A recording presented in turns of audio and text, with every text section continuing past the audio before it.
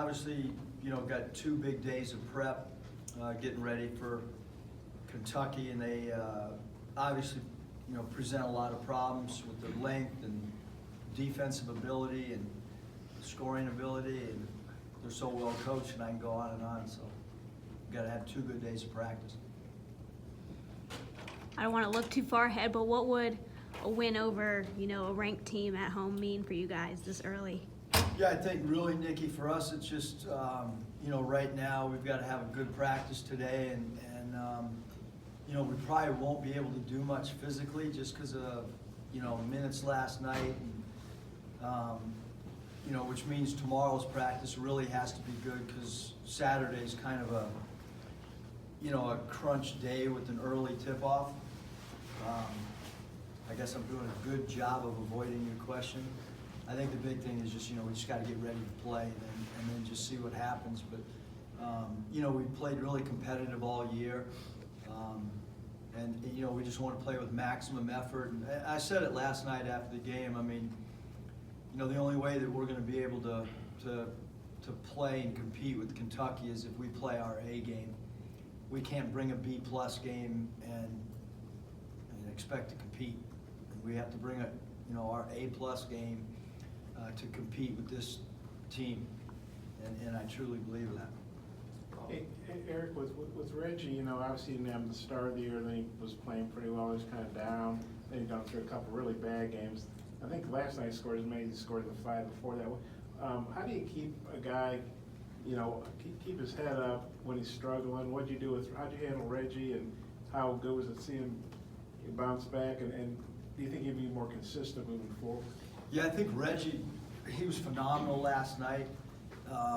In all honesty, like, his attitude has really been great. Sometimes, or I shouldn't say sometimes, in the past, there's been some players maybe that, aren't in the rotation or don't have the role they want, and some coaches try to kind of keep them at arm's length, and I try to text the guys even if they're not playing, even if maybe they're not going to text back because they might not be happy on that given night.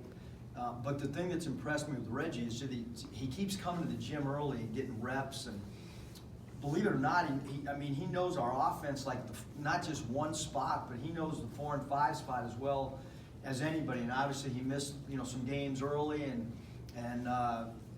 was on that scout team, but last night he was great. He did what he was supposed to do. He finished around the rim. I will say that as a theme last night, the guys that were in the dunker spot were really successful because of their, they didn't really smash down and stuff like that when their shot blocker came, and Jimmy and I thought Adriel didn't numbers-wise put much, but he had some open dunks and open layups that he could have converted, and Reggie did a great job converting, and then Jimmy did the same thing in that dunker spot. Certainly with Reggie, it's foul trouble. I think that's a big thing, is just trying to keep him out of foul trouble with our defensive schemes and stuff. But great attitude, played phenomenal last night. One of our toughest guys. Obviously, when we play bigger teams, he becomes more and more important. Yeah, if he could be more consistent, what's your expectation there? And if that could happen, how big would that be? Yeah, I think it would be huge. It's no secret that we've been trying to figure out, like, when Adriel's not in the game, kind of who's that 5, and the natural guy is certainly Reggie. It wasn't at Mississippi State. We went with Scylla, and I thought that worked out from a reaction standpoint. Scylla's 5 rebounds in 11 minutes, and last night, there was no hesitation that Reggie was the first guy in at that spot, and he was phenomenal. So hopefully, he can use that and kind of carry forth, for the next couple games and get a little bit more rhythm and get some more confidence. Scotty? Because your teams at Nevada, obviously, they took care of the ball really well, and it kind of looks like this team's starting to do the same, especially in league play. What do you kind of attribute that to? Is it just kind of growing more comfortable in the system? Yeah, Coach Ruda and I were talking about that. We haven't had time we were just at lunch, and we were talking about, we would like to kind of go back and look at our Nevada teams and see if we got better as the year went on. from a turnover standpoint, but I think that was, one of the things that we stressed every day. Normally when we turn the ball over, we all do 10 push-ups, me included.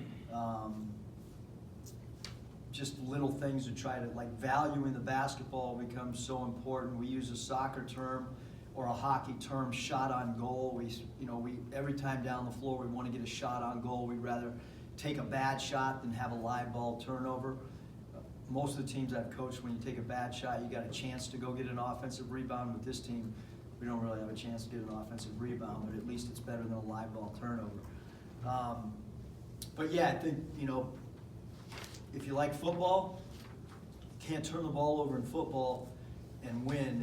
And in basketball, especially when we're fighting for possessions and we're fighting for field goals attempted because of the opposition's ability to out-rebound us, taking care of the ball is vital. And it's not just like guard, like at Nevada we had the best player at not turning it over was Lindsey Drew, and he gets hurt midway through the year, and we move our power forward Cody Martin to the point guard spot, and we turn the ball over less probably.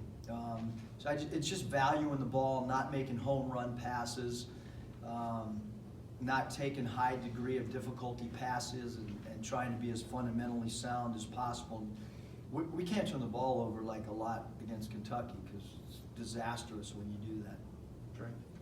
Coach, you mentioned needing your A game to beat Kentucky. Does that, and I know it's great to like have Jimmy Witt pick up the scoring when Mason and Isaiah aren't, but does your A game mean that those guys, Isaiah and Mason, are putting up a lot of points? And how important is that in this one? Or does it not matter as long as you're just scoring? Yeah, we just got to score.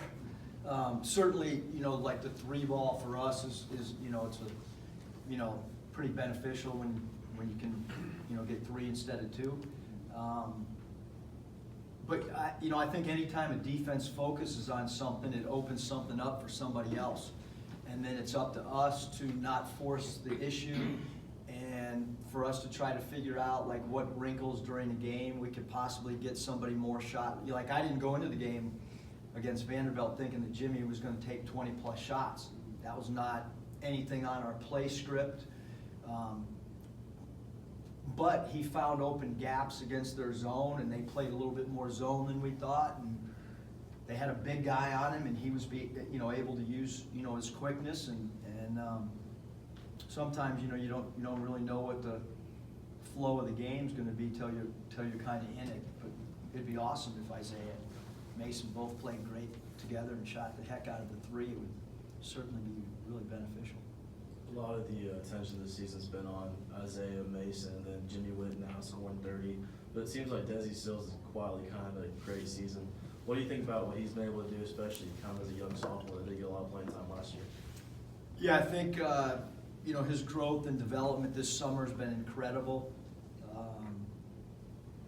I know Coach Buzz Williams had talked about him being a pesky defender after the A&M game, and I think the big thing is he fought through that shooting slump that he had early on from 3-point land, and he's been so good in transition for us, and he's been so good at dribble drives in the half court, getting to the rim. I think that's been maybe the biggest surprise is just his ability to finish over bigger players, getting to the cup.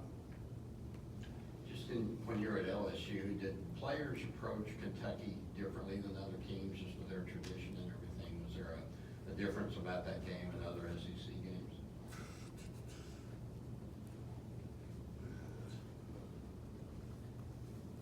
I just think that there's just hype. I mean, I'm sure when the Yankees come to town in Major League Baseball, there's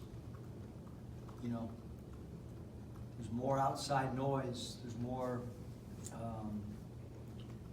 So yeah, I mean, I think as a player, you should be ready to play every night. I don't think that as a player, I don't think as a coach. I think if you bring great intensity every night, like I'm not going to coach any different against Vanderbilt or against Kentucky. Like you prepare the same way. then your level of play shouldn't fluctuate like a yo-yo either. I mean, you should be ready to play every night as a player, and as a coaching staff, you should have great preparation, and you don't put, we got a game after the Kentucky game too, that becomes important. Now the buzz when you walk into the building, certainly at LSU, that was our best crowd. It was a great game. Karl Anthony Towns hit a shot right one step inside the 3-ball. I remember the whole game vividly. I can tell you every possession. It was my scout that night. So yeah, I think when you walk in the building, there's a buzz. There's going to be a buzz Saturday. I know it. I haven't been at Arkansas when we played Kentucky, but I know there's going to be a buzz. Just as my phone every 10 seconds is going off with people asking for tickets. People I haven't heard from for a long time, and I got a group of buddies I grew up playing at La Jolla Rec in San Diego. They're flying in, so that, yeah, I think there's a lot of that. There's going to be, our players are going to have more family members at the game, and so yeah, there's all that. But I think from a mental standpoint, we got to go to Mississippi State, and I hope our preparation and I hope that our players' focus going there is no different than what it's going to be coming in here for a 3 o'clock tip on Saturday. In recent history, the matchup size with Kentucky's been a nightmare for a lot of teams, especially Arkansas. How do they kind of match up vertically this year compared to maybe years past? I mean, that's not real good news because they had, Daniel's not walking through the door. So to hear that it was a matchup size-wise in the past, I'm assuming this is one of the smaller Arkansas teams in many, many years, I'm guessing. Thanks, I'm probably gonna sleep a couple hours. I'm here for it. Less now. We just gotta try to, figure out, matchups and try to rebound the ball as good as we can. We've gotta try to have as good a post defense as we've had. But yeah, the size is a concern, the length is a concern, the quickness is a concern, the ability to get to the free throw line is a concern. Their dribble drive offense with space is a concern. Their lob threats are a concern. It's a lot of concerns. Jim, how would you describe your relationship with Judd Calipari? I know he's talked highly. You said when Arkansas played Kentucky football, he went to Jerry Jones' box and saw you guys hired a hell of a coach and all this stuff. And I guess you guys know each other from international ball. How would you describe your all's relationship? I love Coach Cal. When I was, first of all, when I wasn't working, he used to have a coaching clinic. And a lot of the coaches that came to that clinic, he put it on with Coach Brown, and it was in Memphis, and a lot of the coaches that were there, that's how I got to know a lot of my friends in the business. I just think he's really cares for the coaching profession, and he speaks highly of other coaches. He understands the ups and downs of the coaching business. And when I was with the Grizzlies with Coach Fratello and Coach Cal would have a lot of late night dinners with large groups of people at the dinners, and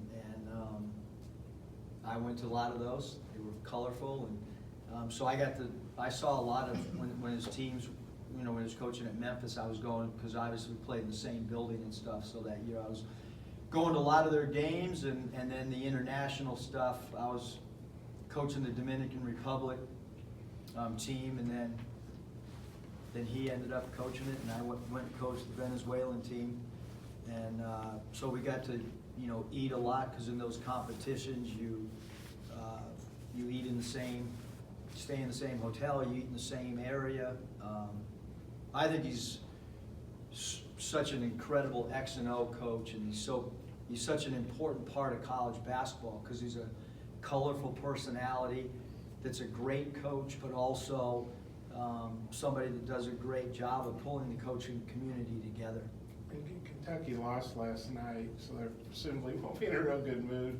And Arkansas hadn't beaten them; they've lost 7 in a row. What do you think about, nobody on this team's ever beaten Kentucky? It was 2013-14 season. They swept them in OT, actually. But what do you think about that losing streak and then Kentucky coming in here off a tough loss, you know? Yeah, I don't think that, I don't think Kentucky, beating Arkansas or having any type of streak, in my opinion, it has no bearing at all. I think every game, and it's gonna sound like a broken record, but every game's got its own identity. It comes up with its own theme the minute the refs throw the ball up. Certainly, with the teams that we've had after a loss, there's a heightened awareness of things that we didn't do well and we need to improve on. And many times losses grab the attention of your team more than a win.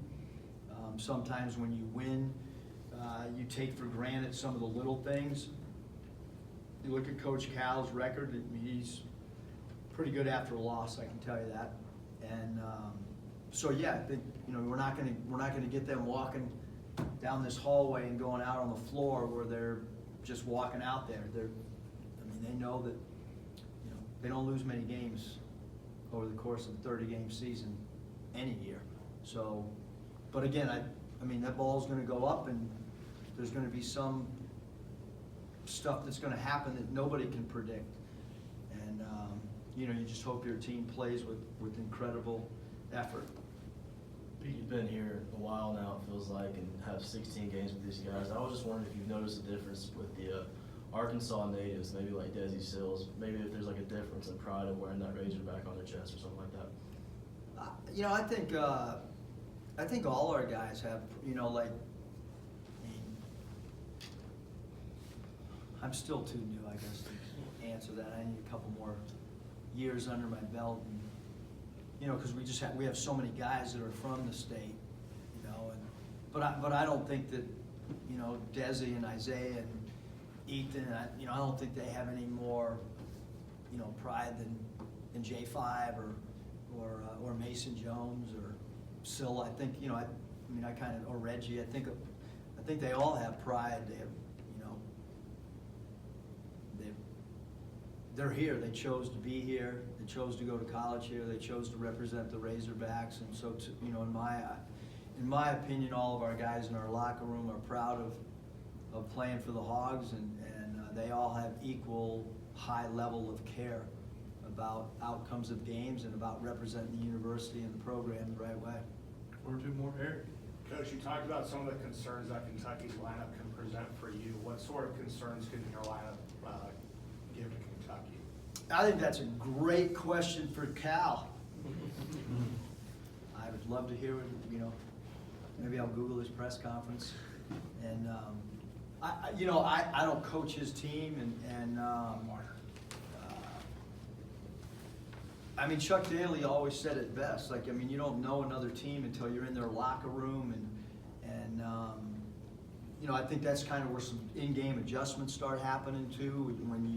I haven't seen Kentucky play live, just as he hasn't seen our team play live, and you can watch stuff on film, and then the game's going on, and you're like, wow, that guy's a lot quicker than I thought, or that guy's a lot slower laterally than I thought, or that guy's got more length than I thought, or that point guard's way shorter than, and then, that point guard's way shorter than I thought on film. He's listed at 6'2". The guy's 5'4", now we got to post up with him. So I think there's all these type of things that, that you really don't know. Like when you play teams a second time, I do think you have a little bit better feel. But what problems, to get to I like to dodge questions, to get to your question. I don't know, if our traditional lineup can't play, we got to go with 5 guards, because that's what we've had to do against some teams. And he's got 5 guards to throw out there too. He can throw 7 out there at us guards. So the Kentucky team is deep, and they have bigs. They have a big lineup and they have a small lineup, and of late they've been playing 3 guards. So whatever we throw out there, I think they're going to have something to counter, because they're a little bit different than other teams that might not have the luxury of depth. I don't know, not everybody, but their top, 2-3 guys. What would you say about a guy like Richards, a guy like Higgins? It's like, if we were your team and you were giving us a scouting report or something. Yeah, I mean, Hagan's is, you know, he's a high-volume free throw attempt player. He's really quick. He runs the show. He's the heartbeat of their team. You know, Quigley's really shot the ball a lot better of late. I mean, he's on a tear, shooting the ball, playing with a lot of confidence. Who else? Richards. Richards, great shot blocker, rim runner. I think he's really, really improved from a consistency standpoint. He's a, you know, I mean, he's a double-double machine. Anybody else, Bob? Maxey, I guess, is what he wants to. Max is phenomenal. You know, both their guards are really good, you know, defending the ball. Maxey makes big shots. He'll hit a big three. He'll dribble drive hard to his right, get to the cup, get fouled, make an and one, traditionally or old school. They're all good. Jimmy Dan Connor? What? Jimmy What's- Dan Connor. He played like 50 years ago. That's actually, I mean, I remember You've heard of Kyle Jimmy Macy. Dan Connor, haven't you? Huh? Heard of Jimmy Dan Connor, haven't you? I don't think I have. Okay. Well, we didn't see this and hear about it.